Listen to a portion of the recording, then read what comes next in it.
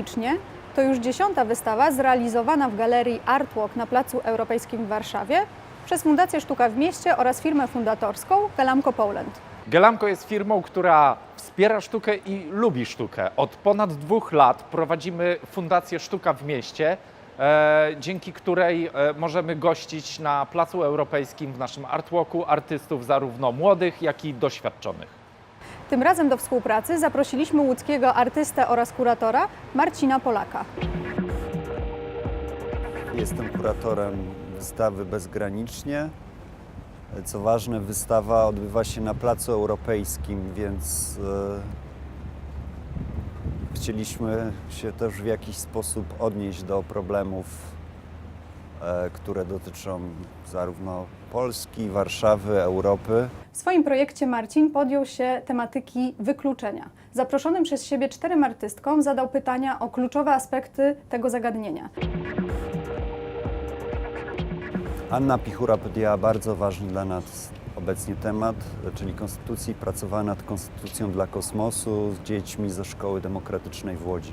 W całym projekcie chodziło o to, żeby przyjrzeć się, jakiego rodzaju bieżące sprawy, problemy, czy społeczne, czy polityczne, znajdują odbicie w dziecięcej zabawie. Wychodziliśmy od tego rodzaju map obiektów, żeby porozmawiać na temat zasad, które powinny obowiązywać w każdym z tych światów. Później próbowaliśmy wybrać te najbardziej uniwersalne zasady, dyskutowaliśmy te najbardziej problematyczne. Konstytucja dla kosmosu jest trochę takim łamańcem językowym, który przyprawi o zawał serca większość osób obeznanych z prawem.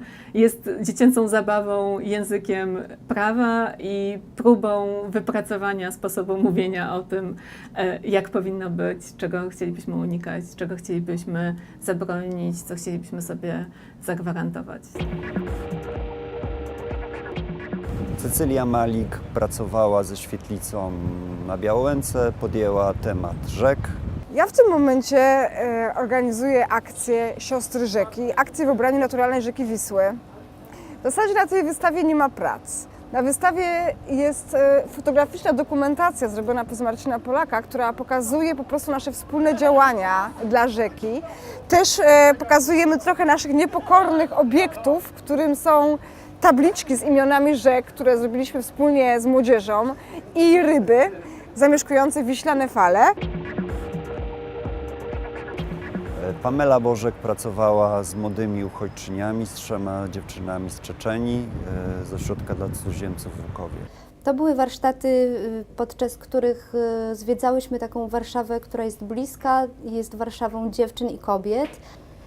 Projekt nazywa się Polonia z ziemi polskiej do Polski, ponieważ dziewczyny mieszkają w tym momencie w ośrodku dla cudzoziemek, który został przekształcony na ten ośrodek z hotelu Polonia, który mieścił się kiedyś w Łukowie, i przyjechałyśmy do Warszawy, żeby symbolicznie pozostać w takim obszarze bycia poza Polską, takiej polonijności i bycia ciągle w zawieszeniu. Dlatego przeniosłyśmy się do hotelu Polonia na 1 noc, żeby przeprowadzić tutaj nasze warsztaty i spędzić razem czas.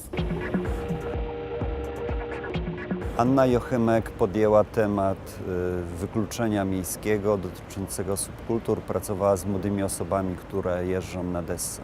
Spotkaliśmy się w Łodzi. Jakby podczas tych spotkań rozmawialiśmy o wykluczeniu właśnie w kontekście deskorolki, bo deskorolka jest obiektem, który każdy z nas zna, każdy w jakimś sensie miał kontakt z tym obiektem.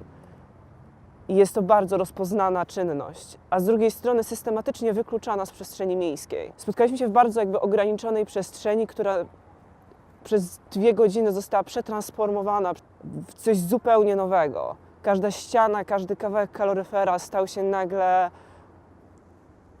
zupełnie innym obiektem. To, co pokazujemy na tej wystawie, jest efektem naszej współpracy, efektem tego kolegium deskorolkowego. W ramach tej ekspozycji pokazujemy wideo, które zawiera fragmenty naszego wywiadu, zdjęcia zrobione przez 2 Marcinów i Florka.